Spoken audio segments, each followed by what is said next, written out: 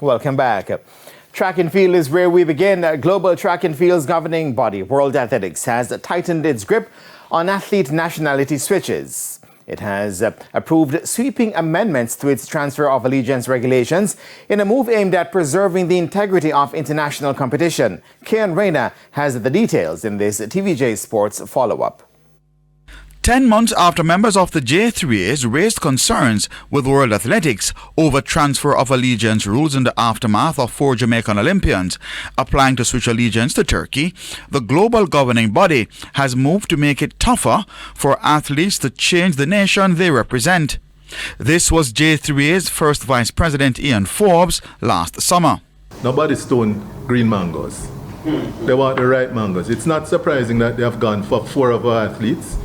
The sport has changed, it's still evolving, and I think World Athletics and by extension J3s and other federations need to keep pace with the change and the evolution of the sport and preserving its integrity.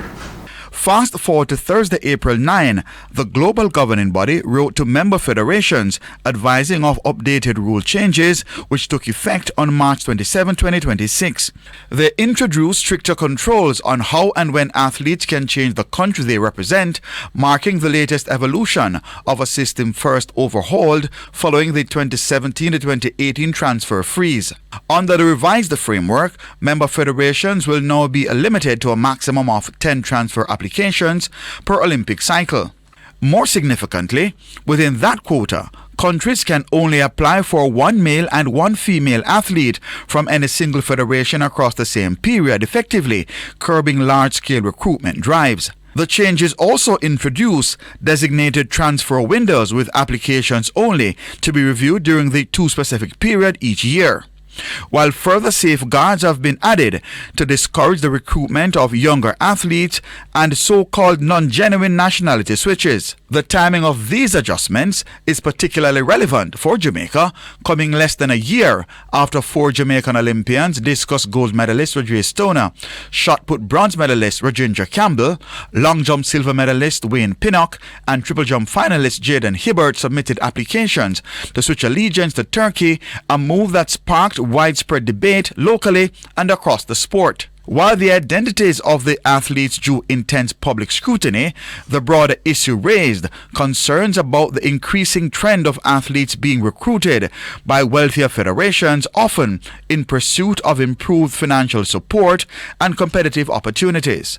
Under the new rules, similar group transfers would face far greater scrutiny and structural barriers. The limitation of 1 male and 1 female athlete per federation per Olympic cycle directly addresses scenarios like the attempted multi-athlete switch involving Jamaica, making it significantly harder for countries to acquire clusters of talent from a single nation. Additionally, the introduction of transfer windows and tighter definitions around eligibility, particularly at the junior level, signals a decisive shift away from opportunistic recruitment towards a more regulated and transparent system. Importantly, applications submitted before the March 27 implementation date will still be processed under the previous rules, meaning the cases involving the Jamaican athletes and Turkey will not be affected by the new restrictions. Keon Reyna reporting for TVJ Sports.